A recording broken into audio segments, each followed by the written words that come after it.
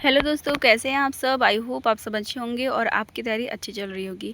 तो मैंने इस आज की वीडियो में मोस्ट इम्पॉर्टेंट जीके जीएस के प्रश्न लिए हैं, जिसमें हमारा हिस्ट्री, पॉलिटी और ज्योग्राफी, ये चारों सेक्शन, जो भी हमारी इकोनॉमिक्स से भी एक दो जो क्वेश्चन पूछते हैं मोस्ट इम्पॉर्टेंट, उसको भी मैंने कवर किया है। तो ये बहुत सारे एग्जाम में पूछा हुआ है और मोस्ट इम्पॉर्टेंट क्वेश्चन भी है, तो आप ज़रूर इसे याद कर लीजिएगा।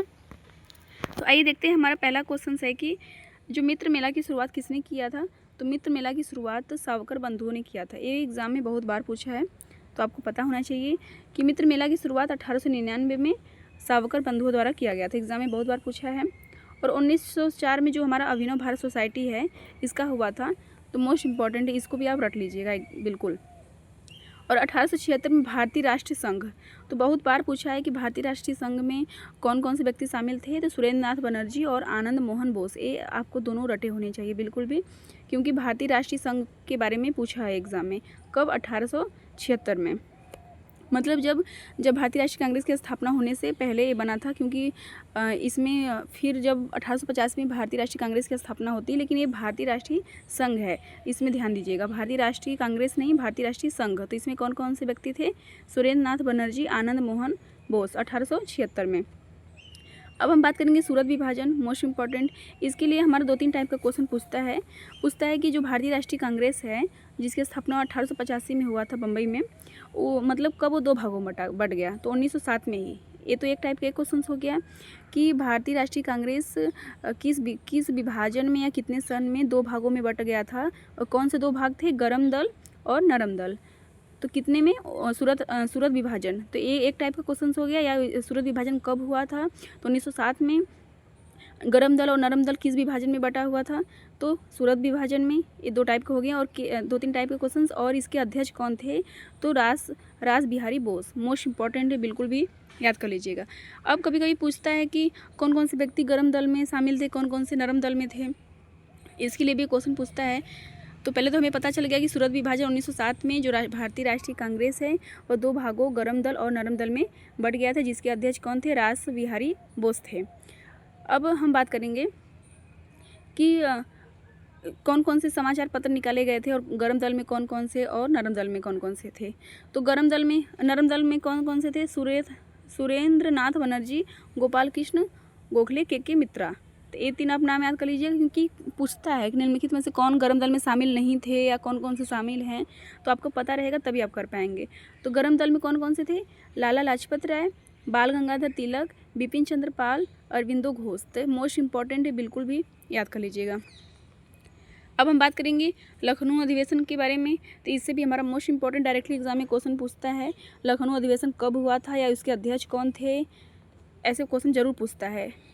तो आइए देखते हैं हमारा। तो लखनऊ अधिवेशन कब हुआ था? 1916 में। 1916 में हुआ था लखनऊ अधिवेशन। और इसके अध्यक्ष कौन थे? अंबिका चरण मजूमदार, बिल्कुल भी रट लीजिएगा।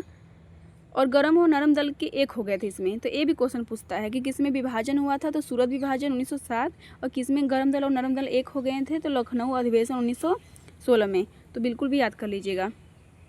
और इसमें बाल गंगाधर तिलक और एनी बेसेंट, एक क्वेश्चन हमारे एनी बेसेंट के लिए पूछता है कि एनी बेसेंट का पहला अधिवेशन कौन था। तो एनी बेसेंट का पहला अधिवेशन लखनऊ अधिवेशन ही था। लखनऊ पैक्ट कांग्रेस और मुस्लिम लीग के मध्य, ये भी एग्जाम में पूछा है कि लखनऊ पैक्ट जो है किसके बीच हुआ था। तो कांग्रेस और मुस्लिम लीग के बीच में हुआ था।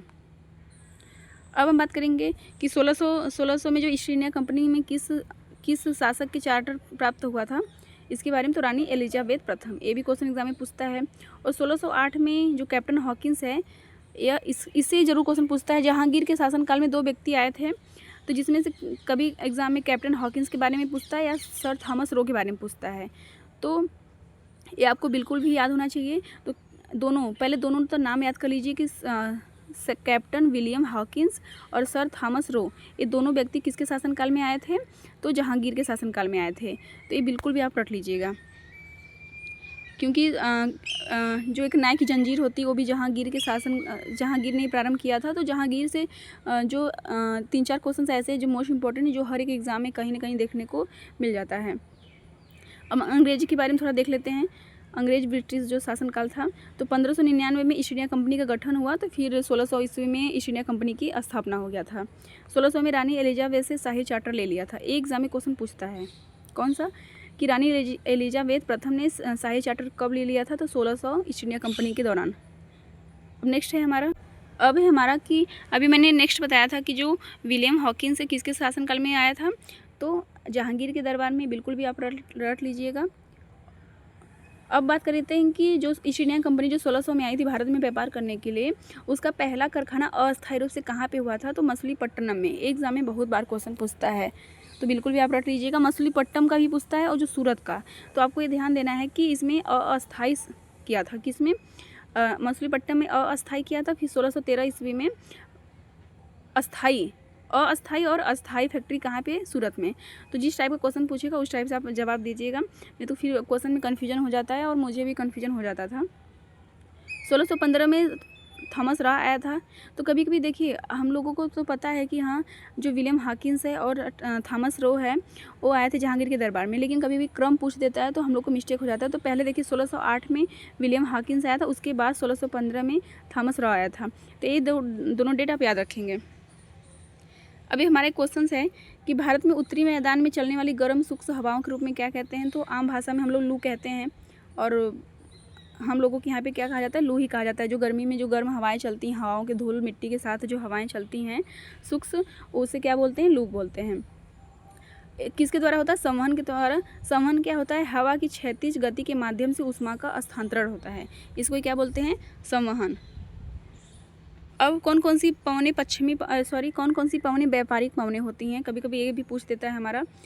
तो देखिए, जो पश्चिमी हवाएं होती हैं और उत्तरी पूर्वी हवाएं होती हैं, कौन सी हैं, व्यापारिक पवनें हैं। और नॉर वेस्टर्स, ये क्या होता है, मानसून से पहले चलने वाली पवनें। तो ये भी मोस्ट इंपॉर्टेंट क्वेश्चन है कि मानसून से पहले चलने वाली पवनें क्या बोलते हैं, उसको नॉर वेस्टर्स, ये बिल्कुल भी याद होना चाहिए। अब हम बात करेंगे काल बैसाखी की, ये जो हवाएँ हैं उसके बारे में, कहाँ कहाँ पे होती है, बिल्कुल भी आप रट लीजिएगा। तो ब्लॉसम सावर कहाँ पे, कर्नाटक में। और आम्र वृष्टि, ये बिल्कुल भी रट लीजिएगा, केरल और कर्नाटक।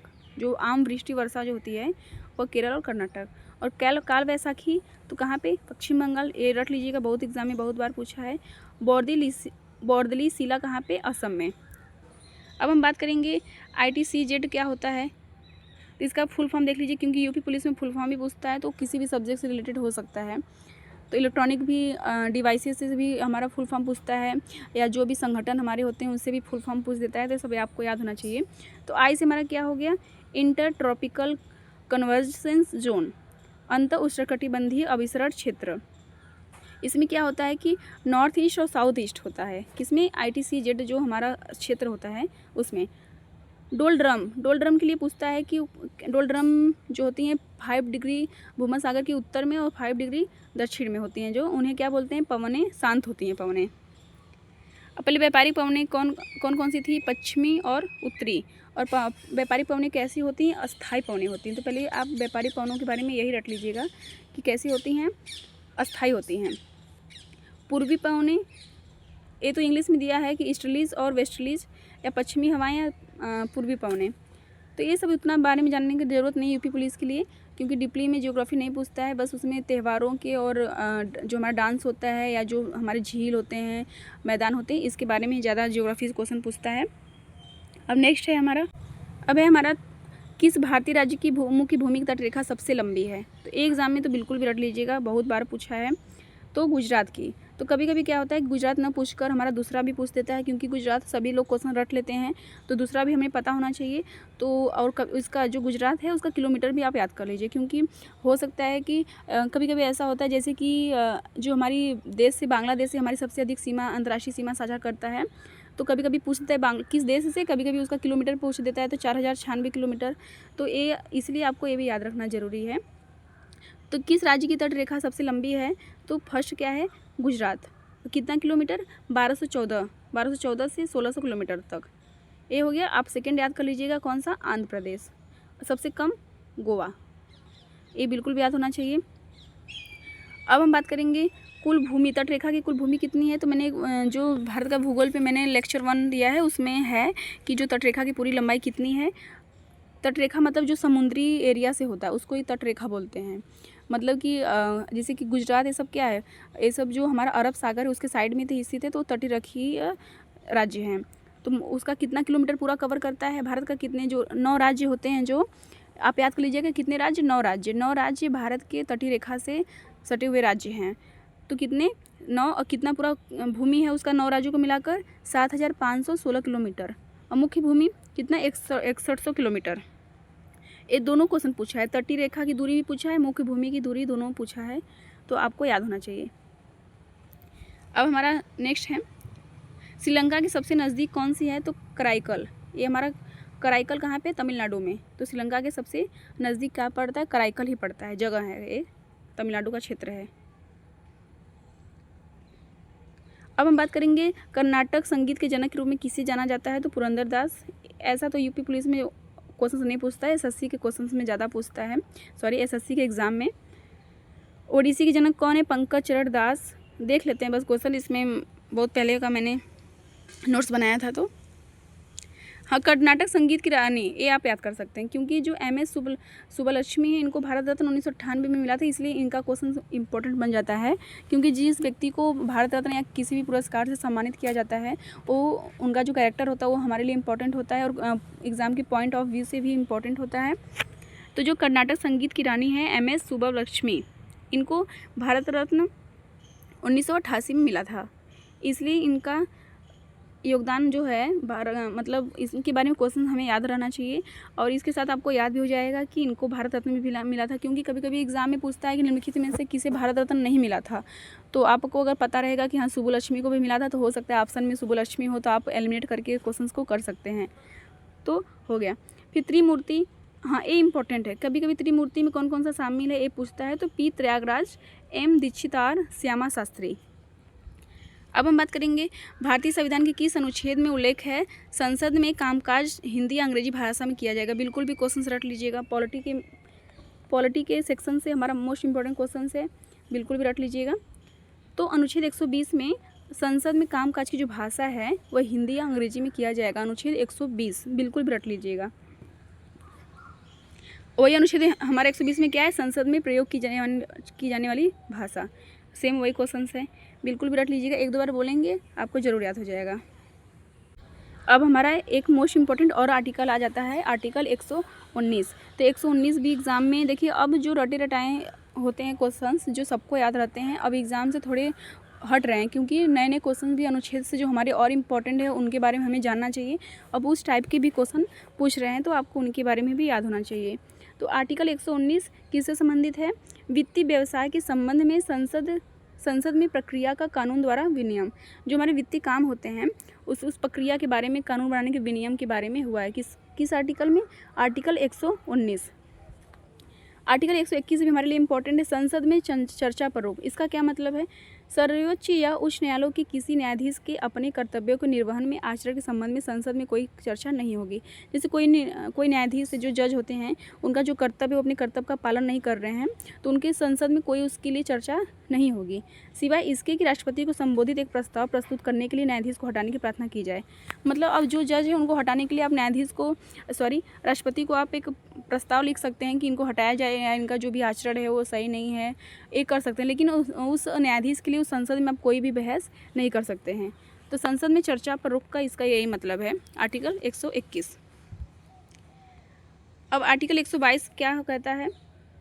अदालतें संसद की कार्यवाही की जांच नहीं करेंगी। मोस्ट इंपॉर्टेंट है, ये सब सुनने में नए होंगे, लेकिन एग्जाम के पॉइंट ऑफ व्यू से मोस्ट इंपॉर्टेंट है, आपको जरूर याद होनी चाहिए। जो रटे रटाए हैं उसके बाद भी आपको ये सब याद रखना है। अदालतें संसद की कार्यवाही की जांच नहीं करेंगी। इसका क्या है कि प्रक्रिया की किसी भी कथित अनियमितता के आधार पर संसद में किसी भी कार्यवाही की वैधता का सवाल नहीं उठाया जाएगा। मतलब जो भी संसद में जो कोई भी कार्रवाई हो चुकी है उसके लिए वो कोई सवाल नहीं उठा सकता है। मतलब जो अदालत होती हैं संसद की कार्यवाही पर जांच नहीं करेंगे। सिंपल सा पढ़ने में आप भी समझ सकते हैं। अब हमारा अनुच्छेद 210 क्या है? विधानमंडल में प्रयोग की जाने वाली भाषा। विधानमंडल, जो हमारे राज्य में विधानमंडल होते हैं, उनकी भाषाओं में, उनके विधानमंडल में कौन सी भाषा प्रयोग की जाने वाली है उसके बारे में कौन सा अनुच्छेद बताता है? अनुच्छेद 210। संसद में प्रयोग की जाने वाली भाषा कौन सा अनुच्छेद है? आर्टिकल 120। और आर्टिकल 210 क्या है? विधानमंडल में प्रयोग की जाने वाली भाषा। तो ये सारे हमारे लिए आर्टिकल इंपॉर्टेंट है, बिल्कुल भी रट लीजिएगा।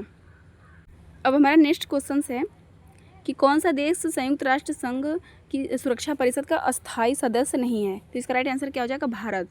अब कैसे? अब सबसे पहले तो आपको इसका हेडक्वार्टर बिल्कुल भी याद होना चाहिए। तो जो अंतर्राष्ट्रीय न्यायालय है उसका जो हेडक्वार्टर कहाँ पे? हेग कहाँ पे है? नीदरलैंड देश में है। तो बिल्कुल भी याद कर लीजिएगा, एग्जाम में डायरेक्टली पूछता है कि अंतर्राष्ट्रीय न्यायालय का मुख्यालय कहाँ पे है? हेग। अब मोस्ट इंपॉर्टेंट है, जो भी हेडक्वार्टर से हमारा क्वेश्चन पूछता है उसमें तो मोस्ट इंपॉर्टेंट क्वेश्चन है। अब देख लेते हैं संयुक्त राष्ट्र सुरक्षा परिषद क्या है। तो इसमें कितने सदस्य होते हैं? तो 15 पूरे सदस्य होते हैं, जिसमें से 5 अस्थायी होते हैं और 10 अस्थायी होते हैं। 5 अस्थायी और 10 अस्थायी। तो ये डायरेक्टली क्वेश्चन पूछता है कि संयुक्त राष्ट्र संघ सुरक्षा परिषद में कितने अस्थायी सदस्य होते हैं? तो 5। अब देखते हैं हम कि भारत 8 बार इसमें शामिल हुआ था और 2 साल के लिए मतलब कि नियुक्त हुआ था। तो ये हमारे लिए जाना नहीं है, बस आपको पता होना चाहिए कि भारत 8 बार शामिल हुआ था, लेकिन कैसा सदस्य? अस्थायी सदस्य। अब सदस्य 5 कौन कौन से हैं? एग्जाम में जरूर पूछता है कि निम्नलिखित में से कौन संयुक्त राष्ट्र सुरक्षा परिषद में कौन कौन से देश शामिल नहीं है या कौन कौन से हैं? तो कौन कौन से हैं? तो ब्रिटेन है, फ्रांस, चीन, अमेरिका, रूस। तो ये बिल्कुल भी याद कर लीजिए। सर्वाधिक बार किसने अध्यक्षता की थी? तो जापान ने। अब यूएनओ क्या होता है? यूएनओ के बारे में रट लीजिएगा। यूनाइटेड जो नेशन है, यूनाइटेड नेशन जो है हमारा संयुक्त राष्ट्र। अग्रदूत संगठन कौन सा था? मतलब तो कौन सा संघ था? राष्ट्र संघ 1919। ये याद कर लीजिएगा, क्योंकि अगर क्वेश्चंस को ऐसे पूछेगा तो आपको सिर्फ स्थापना पूछ सकता है या हेडक्वार्टर पूछ सकता है कि संयुक्त राष्ट्र का हेडक्वार्टर कहाँ है या इसका स्थापना कब हुआ था। लेकिन क्वेश्चंस को हार्ड बनाना है तो इस तरीके से पूछ सकता है कि जो यूएन है उसका अग्रदूत संगठन कौन सा था? तो राष्ट्र संघ 1919। और किसके द्वारा? वर्साई की संधि, मोस्ट इंपॉर्टेंट है। अंतर्राष्ट्रीय श्रम संगठन, वर्साई की संधि से किसका स्थापना हुआ था? 1919 में। तो पहले सन याद कर लीजिएगा कि वर्साई की जो संधि है 1919 में ही आई थी। और अंतर्राष्ट्रीय श्रम संगठन की स्थापना किस संधि के द्वारा? तो वर्साई की संधि के द्वारा हुआ था। संयुक्त राष्ट्र सम्मेलन, अंतर्राष्ट्रीय संगठन जो है 1945 का संयुक्त राष्ट्र 1945 का संयुक्त राष्ट्र चार्टर प्रस्तुत किया गया था। 50 देशों ने किया था। पहले आप याद कर लीजिएगा 1945 में हुआ था कौन सा? अंतर्राष्ट्रीय संगठन। अब हम देख लेते हैं हेडक्वार्टर कहाँ पे है। तो हेडक्वार्टर कहाँ पे है हमारा? न्यूयॉर्क। लोगो क्या है? ग्लोब, जैतून की शाखाएं। ये इंपॉर्टेंट है, पूछता है। संयुक्त राष्ट्र की जो लोगो क्या है? ग्लोब, जैतून की शाखाएं। बिल्कुल भी याद कर लीजिएगा। नामकरण भी बिल्कुल भी एग्जाम में बहुत बार क्वेश्चन पूछा है फ्रैंकलिन रूजवेल्ट का, कि जो यूएन जो है हमारा संयुक्त राष्ट्र यूनाइटेड नेशन जो है उसका नामकरण किसने किया था? तो फ्रैंकलिन रूजवेल्ट ने। बिल्कुल भी याद कर लीजिएगा। और महासचिव कौन है? एंटोनियो गुटेरेस, पुर्तगाल। कुल देश कितने हैं? 193। इसकी महासचिव शायद अभी भी एंटोनियो गुटेरेस हैं। ये अभी मैंने करंट में 5-6 महीने से नहीं पढ़ा है, चेंज भी हो सकते हैं। अगर चेंज होगा तो मैं आपको ज़रूर अपडेट कर दूंगी। अब हमारा नेक्स्ट है शीतकालीन ओलंपिक। शीतकालीन ओलंपिक तो 2026 की मेजबानी किसके द्वारा की जाएगी? तो इटली के द्वारा। बिल्कुल भी रट लीजिए, करंट के पॉइंट ऑफ व्यू से मोस्ट इंपॉर्टेंट है कि शीतकालीन ओलंपिक 2026 की मेजबानी किसके द्वारा की जाएगी? किस देश के द्वारा? तो इटली। पहले पैरालंपिक जो खेल है 1960 में रोम, इटली। डायरेक्टली एग्जाम में क्वेश्चन पूछता है, याद कर लीजिएगा। पहले शीतकालीन पैरालंपिक खेल जो है 1976 में स्वीडन। 2028 का ओलंपिक लॉस एंजल्स, ये याद कर लीजिएगा। और 2032 का नहीं याद करेंगे फिर भी चलेगा, लेकिन 2028 का जरूर याद कर लीजिएगा, क्योंकि होने वाले हैं 2 साल 3 साल में होने वाले हैं, तो इसलिए करंट से इम्पोर्टेंट है। तो 2028 का जो ओलंपिक है लॉस एंजल्स। अब हम बात करेंगे बनारस कॉलेज की स्थापना। बनारस में किस कॉलेज की स्थापना किसने की थी? तो ये मोस्ट इंपॉर्टेंट है। और महिलाओं के लिए संस्कृत विद्यालय की सबसे पहले वही बनारस में ही खुला था, किसने किया था? जोनाथन डक्कन ने। एग्जाम में पूछता है कि जो संस्कृत महाविद्यालय है उसकी स्थापना किसने की थी? तो जोनाथन डक्कन। बिल्कुल भी रट लीजिएगा। 1917 में हिंदू कॉलेज की स्थापना, बिल्कुल मोस्ट इंपॉर्टेंट। 1817। 1917 में तो जो हमारा बीएचयू है उसकी स्थापना हुआ था। तो 1817 में हिंदू कॉलेज। 1817 में हिंदू कॉलेज किसने? डेविड हेयर और राजा राम मोहन राय ने। ये बहुत बार एग्जाम में क्वेश्चन पूछा है, को भी याद कर लीजिएगा कि हिंदू कॉलेज की स्थापना डेविड हेयर और राजा Ram Mohan Roy. Hindu college, David Hare, राजा राम मोहन राय। अब हमारा बीएचयू बनारस हिंदू विश्वविद्यालय, तो इसकी स्थापना 1916 में किसने किया था? तो तो मदन मोहन मालवीय ने BHU की स्थापना कब किया था? 1916 में। अब हमारा जो पृथ्वी का जो कोर होता है मुख्य रूप से किससे बना होता है? तो इससे भी एग्जाम में क्वेश्चन पूछता है, तो निकेल और लोहा। बिल्कुल भी आप रट लीजिएगा, डायरेक्टली एग्जाम में क्वेश्चन बहुत बार पूछा है कि जो पृथ्वी का कोर है मुख्य रूप से किस धातु से बना होता है? तो निकेल और लोहा से। अब स्थल मंडल की बात करें, जो हमारा पृथ्वी है तो किससे बना है? तो क्रस्ट और मेंटल का ऊपरी ठोस भाग। ये भी एग्जाम में क्वेश्चन पूछता है कि जो पृथ्वी का जो ऊपरी भाग है तो किससे बना है? क्रस्ट मेंटल का ऊपरी ठोस भाग। अब हम देख लेते ये डायरेक्टली जो असंबद्धता होती है, जो हमारी पृथ्वी की जो नीचे लेयर है उसको 3 भागों में बांटा गया है, तो उसके बीच में भी 2-2 आते हैं, तो उसमें उसको किस नाम से जाना जाता है? तो ये आपको याद रखना है। तो देखिए कॉनराड है असंबद्धता या असंततता व ऊपरी और निचले क्रस्ट के बीच संक्रमण क्षेत्र, ये सब रटना पड़ता है। मैं भी रटी थी क्योंकि बार बार भूल जाता है दिमाग में। 1-2 बार कोई ट्रिक का वीडियो देखे थे फिर भी वो दिमाग से उतर जाता था, तो रटना ही पड़ेगा। रट कर प्रैक्टिस कर लेंगी, 2-4 बार देख लेंगी और बीच बीच में कभी रिविज़न करती रहेंगी तो आपको बिल्कुल भी याद हो जाएगा। तो कॉनराड जो असंबद्धता है ऊपरी और निचले क्रस्ट के बीच संक्रमण मैदान है, डायरेक्टली एग्जाम में पूछ देता है। और जो मोहरोविक है वो क्रस्ट और मेंटल के बीच, ये मोस्ट इम्पॉर्टेंट है, एग्जाम में बहुत बार पूछा है। रेपटी, इसमें सारा इम्पॉर्टेंट है, कोई भी पूछ देता है। बाहरी मेंटल और आंतरिक मेंटल के बीच, गुटेनबर्ग मेंटल और कोर के बीच, बाहरी कोर कौन? लेहमैन, तो बाहरी कोर आंतरिक कोर के बीच। तो ये अपना रट लीजिएगा क्योंकि एग्जाम में कोई भी पूछ देता है, कुछ भी पूछ सकता है। देखिए यहाँ पे ट्रिक भी है कि कोई मुझे रेड गुलाब ला दो, तो इसमें इसका नाम याद रखने से क्या फ़ायदा होगा जब उसके बीच का ही नहीं याद होगा पाएगा। तो उसका नाम उतना याद नहीं करना है जितना कि उसके बीच में किस लेयर के बीच में है, ये इम्पोर्टेंट ज़्यादा है। यहाँ पे हमारा साइंस का भी क्वेश्चन आ जाता है। तो आभासी सीधा और छोटा किस में बनता है, मैं आपको ये बता देती हूँ, आप इसके बारे में ये याद कर लीजिए, ये तो क्वेश्चन है। तो आभासी सीधा और छोटा किस में बनता है? उत्तल दर्पण में। क्या? उत्तल दर्पण में। तो आप ये आप याद कर सकते हैं। ये साइंस का क्वेश्चन है। अब नेक्स्ट है हमारा, अब हमारा जियोग्राफी से थोड़ा क्वेश्चन है कि जो नंदा देवी है उसकी लंबाई कितनी है? तो कभी एग्जाम में ज़्यादा लंबाई नहीं पूछता है, मतलब नंदा देवी के लिए नंदा देवी जो पर्वत है उससे लंबाई से ज़्यादा क्वेश्चन नहीं पूछता है, जितना कि पूछता है कि भारत की दूसरी सबसे ऊंची चोटी कौन सी है? तो कौन सी है? नंदा देवी है। और उत्तराखंड की सबसे ऊंची चोटी और भारत की दूसरी सबसे ऊंची चोटी। तो नंदा देवी के बारे में ये पूछता है हमारा, तो बिल्कुल भी रट लीजिएगा। और जो माउंट मकालू है यह नेपाल में स्थित है, तो ये डायरेक्टली एग्जाम में पूछता है कि किस देश में है। और माउंट एवरेस्ट, इसकी हाइट आप याद कर लीजिएगा क्योंकि इसकी हाइट पूछती है। तो 8,848 मीटर, मतलब 8 किलोमीटर, 8.5 किलोमीटर के लगभग है, और विश्व की सबसे ऊँची चोटी। तो बिल्कुल भी रट लीजिएगा। जो केटू गार्डविन है ये विश्व की सेकेंड है और भारत की पहली। तो ये आप रख लीजिएगा क्योंकि कभी कभी जब मैं शुरू में पढ़ी तो मेरा कन्फ्यूजन जाता था, मैं भारत की पहली माउंट एवरेस्ट लगा देती थी। तो जब अच्छे से पढ़ा तो पता चला कि विश्व की सबसे ऊंची चोटी कौन सी है? Mount Everest. और भारत की बात करें तो केटू जिसे गार्डविन आश्विन के नाम से भी जाना जाता है और विश्व की दूसरी सबसे ऊंची चोटी है। इसकी भी हाइट याद कर लीजिएगा, माउंट एवरेस्ट की हाइट और केटू गार्डविन की हाइट, ये दोनों एग्जाम में बहुत बार एग्जाम में पूछा है। माउंट लेहोत्से तिब्बत में, ये आपको याद रखना जरूरी है। भूटिया जनजाति उत्तराखंड, जनजाति का भी जनजाति जो चैप्टर है उसका भी क्वेश्चंस एग्ज़ाम में पूछता है और यूपी पुलिस के सिलेबस में भी है, UPSI के भी सिलेबस में है। तो भूटिया जनजाति बहुत बार एग्ज़ाम में पूछा है, भूटिया जनजाति उत्तराखंड में। और जो बुग्याल होता है ये भी पूछता है कि बुग्याल जो ग्रीष्मकालीन घास के मैदान होते हैं कहा जाता है, तो कहाँ पे? तो उत्तराखंड में है और किस जनजाति के द्वारा? तो भूटिया जनजाति के द्वारा, ये आपको याद होना चाहिए। जो हिमालय है उसका कोर किससे बना है? तो ग्रेनाइट चट्टानें। हो सकता है एग्जाम में ऐसे भी टाइप का क्वेश्चन पूछ दे, तो हमें पता होना चाहिए। और हिमालय किसका भाग है? ट्रांस हिमालय रेंज, ये रट लीजिएगा क्योंकि एग्जाम में पूछता है, ये वाला क्वेश्चन मोस्ट इंपॉर्टेंट है, पूछता है। और हिमालय श्रृंखला को कितने भागों में बांटा गया है? तो महान हिमालय, मध्य हिमालय और शिवालिक हिमालय। तो ये आप याद कर लीजिएगा, महान हिमालय या इसे हिमाई बोलते हैं, और मध्य हिमालय जिसे हिमाचल बोलते हैं, शिवालिक। तो ट्रांस हिमालय